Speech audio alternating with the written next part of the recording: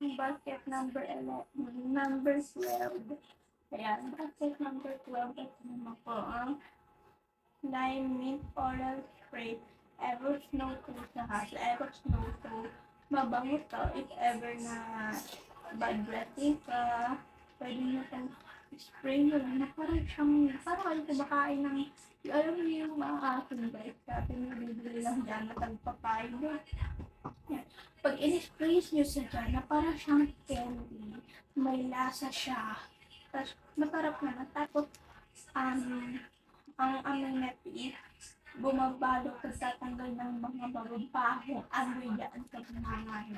Ayan, go for the shout out mga mga go for the shout out sa palugya. Yan. Tapos, pin po. Ayan, tignan nyo sila nakapin. Number 12 po to. Ayan. So, meron po kami ginagamit ito isa. Yung ito naman, dati ko naman yun. Ayan, dalawa din siya. Yung isa is lime, kasi isa ay lychee. Lychee ata yun. So, ito naman is lime to lime. Ayan, ito malaki ka. Malaki ka kumpara doon sa kabila. Ito kasi, pag in-spray siya, lasa siya. Ayun, bibila ko pero hindi tumatagal yung amin niya. Pero ito, tumatagal yung amin niya. Sabi, ang bango na sa pag-in-spray ka mga nga mo.